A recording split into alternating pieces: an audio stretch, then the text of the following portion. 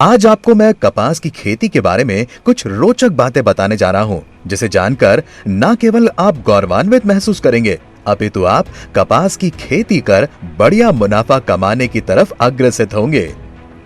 कपास की खेती मानव जाति की महान खोजों में से एक है। कपास एक ऐसी वस्तु है जो वस्तुतः हर जगह उपलब्ध है। भारत में कपास उत्पादन ने हजारों वर्षों से वस्त्रों पर ध्यान केंद्रित किया है।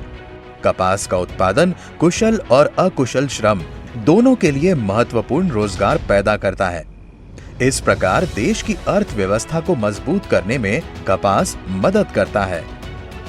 कपास को सफेद सोना भी कहा जाता है और भारत में उत्पन्न कपास की गुणवत्ता को संपूर्ण विश्व बाजार में सर्वश्रेष्ठ माना जाता है। इसके विश्व बाजार में दाम अच्छे मिलते हैं और किसानों को मुनाफा भी अच्छा होता है।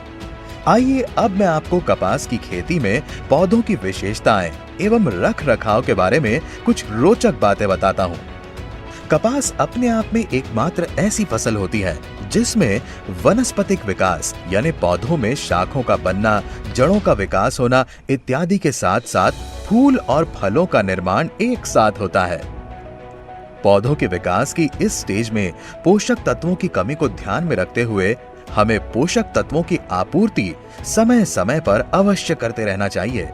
ये बात शायद बहुत कम लोग जानते हैं कि कपास की जड़ें जमीन में बहुत नीचे तक जाती हैं, जबकि मिट्टी में मौजूद ज्यादातर पोषक तत्व मिट्टी के ऊपरी हिस्से में पाए जाते हैं। इंग्लिश में इसे सब सॉइल कहते हैं।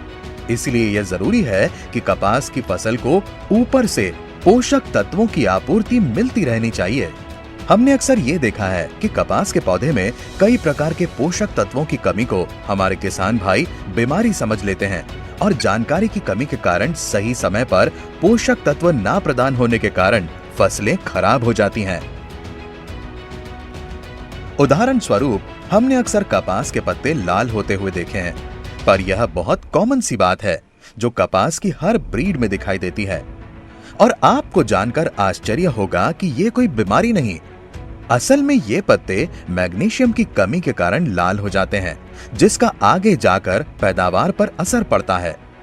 अतः हम सही समय पर पौधे में मैग्नीशियम पोषक तत्व की आपूर्ति कर हमारे पौधे को फिर से स्वस्थ बनाकर अधिक से अधिक फसल और मुनाफा प्राप्त कर सकते हैं। इसके अलावा हमें बुआई से लेकर चुनाई तक और भी सावधानियां रखनी चाहिए, जिससे कि फसल सुरक्षित, स्वस्थ रहे और हमारी पैदावार भी अधिक हो। अब मैं आपको कपास की फसल से जुड़ी कुछ बेसिक लेकिन महत्वपूर्ण जानकारी देना चाहूंगा। अच्छी जल धारण एवं जल निकास क्षमता वाली मिट्टी में यह फसल अच्छी फल फूल जाती है। काली मिट्टी में इसकी बुआई सर्वश्रेष्ठ मानी गई है। अगर पीएच लेवल की बात करें तो 5.5 से 6 पीएच तक की मिट्टी इस फसल के लिए सर्वश्रेष्ठ है। देश के प्रमुख कपास उगाने वाले राज्यों जैसे कि हरियाणा, पंजाब और राजस्थान में बुआई मई के महीने में शुरू हो जाती है और महाराष्ट्र, गुजरात में जून से जुलाई तक, तेलंगाना, आंध्र प्रदेश, तमिलनाडु में मई से लेकर जून तक। फूल एवं टिंडे आने की स्टेज पर हमें पोषक तत्वों का खास ख्याल रखना चाहिए, क्योंकि यही वो स्टेज है जो हमारी अच्छी फसल की बुनियाद है। इस स्टेज में सही मात्रा में पोषक तत्व देने से हमारे पौधे का विकास अच्छी तरह से होता है। ये समय हमारे पौधों में कलियां, फूलों और शाखाओं की संख्या को बढ़ाने का होता है।